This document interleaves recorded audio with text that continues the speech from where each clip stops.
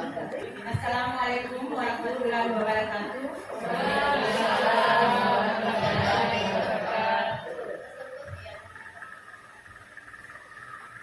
Yang kami hormati Bapak dan Ibu Guru, tenaga pendidik dan pendidikan di DSN 58 Kepulauan Selayar.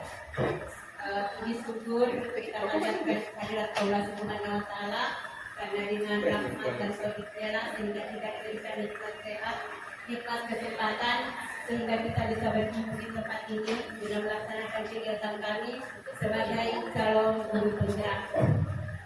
Sebelumnya kami mohon maaf yang sebesar-besarnya karena kami meminta waktu Bapak dan Ibu.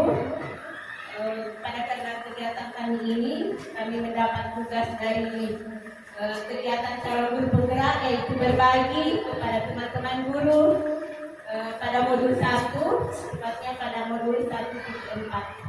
Kepada Bapak dan Ibu guru kami ucapkan banyak terima kasih atas waktu yang diberikan kepada kami. Adapun materi yang akan kami bawakan di sini adalah materi modul titik 1 yang kami pelajari selama kami mengikuti kegiatan guru penggerak masih pada satu modul, yaitu modul 1. Yang kami nanti akan bawakan di sini adalah modul 1.4, yaitu budaya positif. Sebenarnya budaya positif ini sudah lama kita laksanakan di sekolah kita.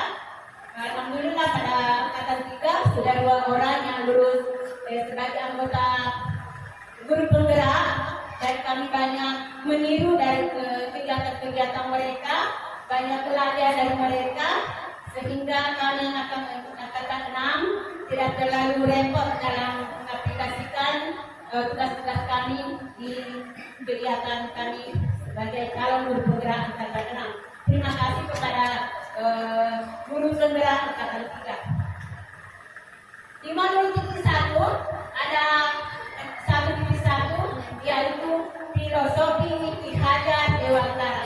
1.2 nilai dan peran guru penggerak. 1.3 isi guru penggerak, dan 1.4 budaya positif. Di 1.4 inilah budaya positif ada tugas kami, yaitu berbagi kepada guru-guru di sekolah. Budaya positif di sini pengertiannya adalah kebiasaan-kebiasaan atau nilai-nilai, keyakinan-keyakinan yang ada di sekolah kita, baik itu pada yang berpihak kepada siswa sehingga siswa terbiasa berpikiran kritis, penuh hormat dan penuh tanggung jawab. Itu yang kami ketahui, yang kami pelajari tentang pengertian dari budaya positif. Dasar-dasar pendidikan. Ki Hajar Dewantara menjelaskan bahwa tujuan pendidikan yaitu menuntun skala kodrat yang ada pada anak-anak agar mereka dapat mencapai keselamatan dan kebahagiaan yang setinggi-tingginya, baik sebagai manusia maupun sebagai anggota masyarakat.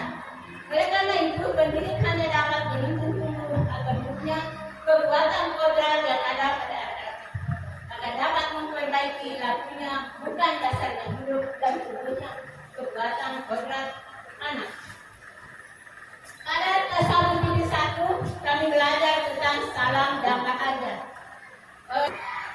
Peran budaya positif berkaitan dengan filosofi pendidikan nasional Ki Hajar Dewantara.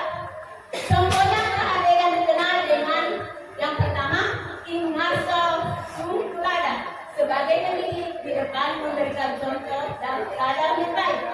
Jadi yang kami sempat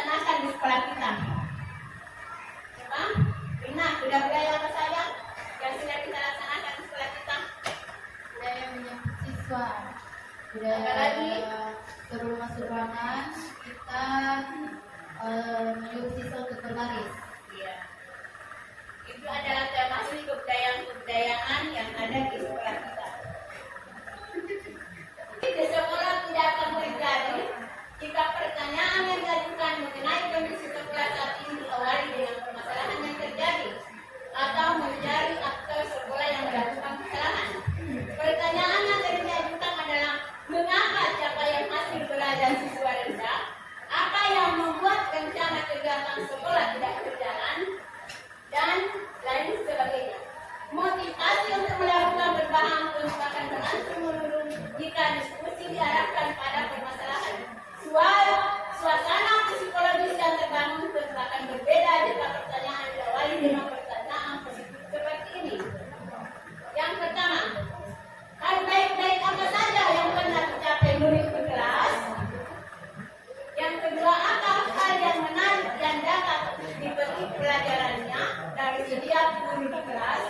Yang ketiga, bagaimana mengembangkan praktek baik setiap guru untuk dipertahankan sebagai budaya sekolah?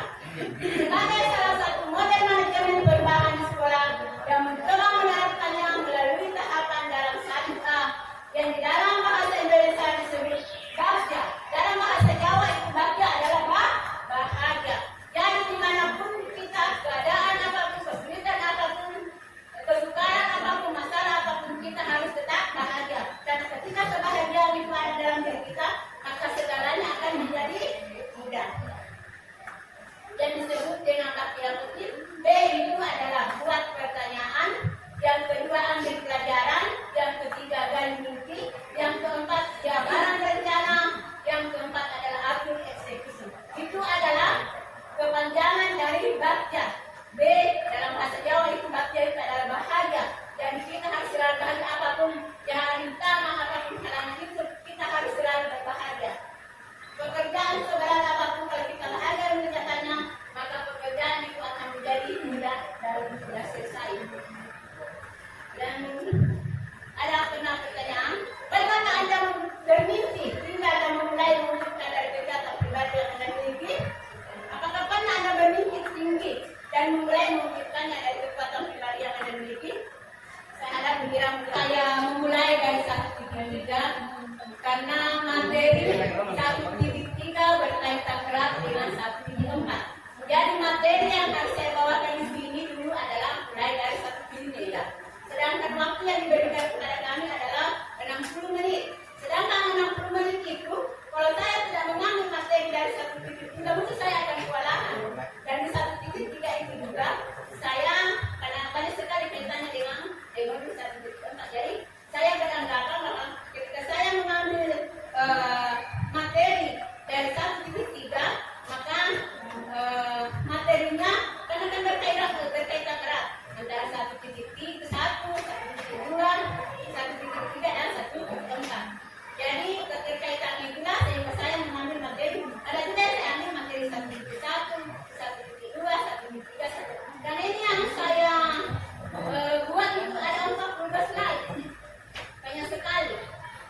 Jadi itu yang jawaban yang pertama. Terima kasih jawaban yang kedua. Terima kasih atas pertanyaan yang saya berikan. Jawabannya sungguh membuat saya merasa ya begitu jawabannya paling benar. Kemudian ada lagi bagaimana dengan Ibu Mira? Saya penasaran dengan isi dan apa isinya itu. Visi saya ketika saya sebentar. Lanjut lagi.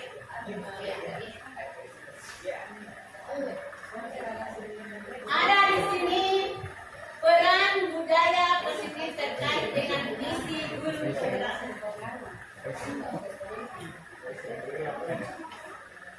Untuk dapat mewujudkan visi sekolah dan melakukan proses perubahan, maka perlu sebuah pendekatan atau paradigma. Pendekatan ini dipakai sebagai alat untuk mencapai tujuan. Ia berusaha fokus pada kekuatan yang dimiliki setiap anggota dan menyatukannya untuk menghasilkan kekuatan tertinggi. Restitusi membantu murid menjadi lebih tujuan, disiplin positif, dan memulihkan dirinya setelah berbuat salah.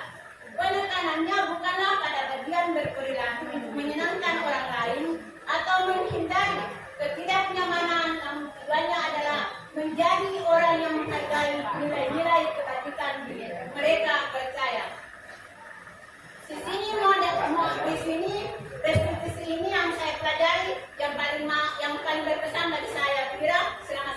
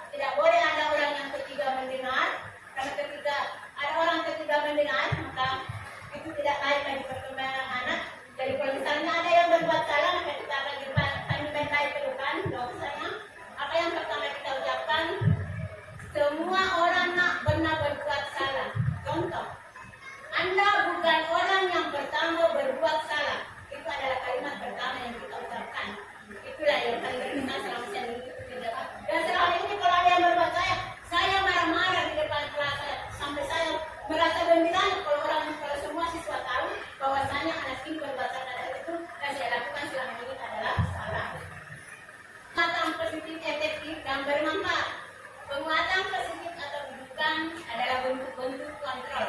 Segala usaha untuk mempengaruhi murid agar mengulangi suatu perilaku tertentu adalah suatu usaha untuk mengontrol murid tersebut. Dalam jangka waktu tertentu, kemungkinan murid tersebut akan menyadari dan mencoba untuk menolak tuntutan kita.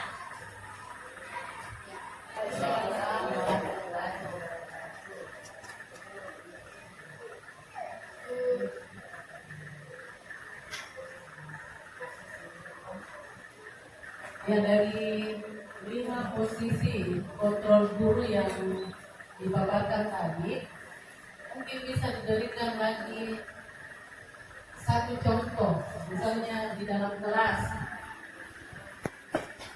supaya lebih jelas tuh dengan mana yang terbaik kami buat ini supaya bisa lebih meyakinkan siswa saat belajar. Terima kasih atas pertanyaannya. Saya coba menjawab seperti tidak tambahkan pikiran. Misalnya yang saya ambil kasus di aksi nyata saya di 1.4, yaitu ketika anak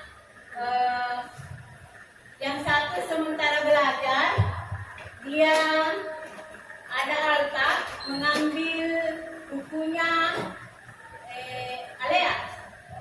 Dan saat itu Alea menangis karena bukunya dia langsung ambil dan buku Alea di situ robek. Sehingga saya sebagai guru, bagaimana cara saya mengatasi atau masalah tersebut? Melalui pembelajaran segitiga restitusi ini, saya mengambil kesimpulan, saya mengambil alta baik-baik. Saya tidak boleh marah di depannya Alea, saya tidak boleh marah di depan teman-temannya, karena itu akan membuat perasaan Alta akan terganggu. Jadi saya panggil baik-baik ke bangku saya, bahwasanya hal yang kamu lakukan itu tadi Alta bukan yang pertama kamu yang melakukan hal seperti itu. Dan masih ada orang yang pernah berbuat kesalahan dan bukan kamu yang pertama. Kamu seharusnya minta maaf kepada Alea, karena itu adalah contoh yang tidak baik yang kamu berikan kepada teman-teman yang lain. Dan akhirnya Alta pun minta maaf, tapi saya bukan di hadapan teman-teman saya memarahi mereka berdua, saya panggil mereka berdua, saya panggil baik-baik, karena ketika banyak orang yang tahu tentang kesalahannya Alta, maka itu akan tidak baik bagi pertumbuhan atau perkembangan buat Alta. Jadi kita tidak boleh memarahi di depan orang banyak. Sudah saya dapatkan di segitiga restitusi. Karena ketika kita marahi di depan orang banyak, maka perasaannya akan jatuh. Itu yang sempat saya simak dari segitiga. Bagaimana pikiran saya menambahkan? Terima kasih atas kesempatan yang diberikan dan terima kasih pula untuk pertanyaan dari Ibu Jana. Jadi kalau tidak salah dengar, yang ditanyakan itu adalah bagaimanakah contoh-contohnya di dalam kelas mengenai 5 posisi kontrol, dan dari kelima posisi kontrol tersebut yang manakah yang paling baik? Baik, sesuai dengan yang dipaparkan tadi bahwa ada 5 posisi kontrol. Yang pertama adalah guru itu kadang-kadang posisinya sebagai penghukum. Nah ini biasa, dan bahkan sampai dengan sekarang ini saya tanpa saya sengaja biasanya itu masih ada dalam diri saya posisi sebagai penghukum. Jadi, misalnya kita mengatakan seperti ini kepada anak.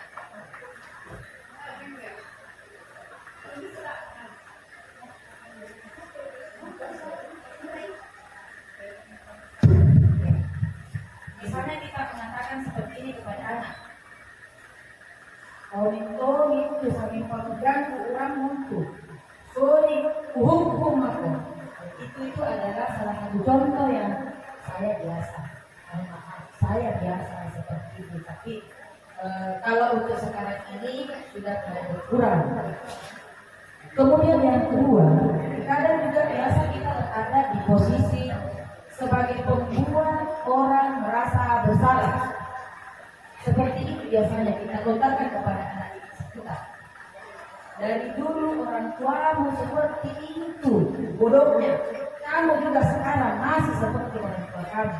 Itu adalah salah satu ucapan-ucapan yang biasa kita lontarkan sebagai guru, dan posisi itu kita berada di sebagai pembuat orang merasa bersalah. Lalu yang berikutnya adalah sebagai teman. Kadang dalam kegiatan pembelajaran di dalam kelas itu biasa sekali, apalagi saya biasanya membina anak-anak di rumah, itu saya selalu sampaikan kepada siswa saya, tidak usah merasa malu dengan ibu guru, karena mungkin ibu guru adalah guru dan kamu adalah siswa. Anggap kita ini adalah sebagai teman, sebagai partner kerja, karena memang pada dasarnya kita itu adalah partner kerja antara siswa dengan guru. Jadi ketika kita melontarkan kata-kata seperti itu, ya kamu apa jawabanmu? Biasa kan begitu. Dan itu seringkali saya lakukan. Berarti kita itu berada pada posisi sebagai teman dengan siswa. Kemudian yang berikutnya adalah sebagai pemantau atau sebagai monitor. Ini juga biasa kita lakukan. Jadi guru itu sepertinya biarkan saja siswa melakukan. Hanya sebagai pemantau saja, melihat saja, oh berarti tadi yang dilakukan oleh si A ini seperti ini. Dia hanya memantau saja atau sebagai monitor. Kemudian yang terakhir adalah sebagai manajer.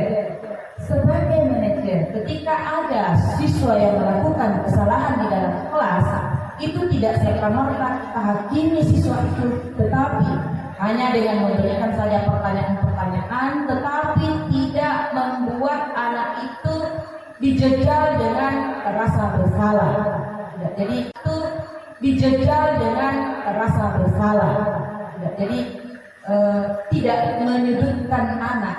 Itu maksudnya kalau sebagai manajer, tetapi justru mencarikan solusi, kira-kira solusi seperti apa yang bisa kita lakukan sebagai guru sehingga anak tersebut bisa lebih baik lagi.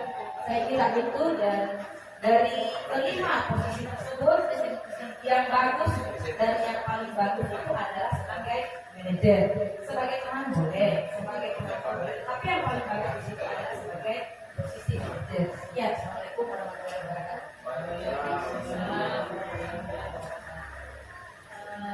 Terima kasih atas jawaban yang diberikan.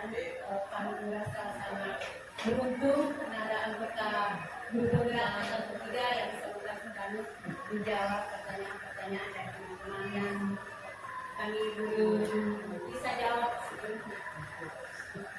Demikianlah materi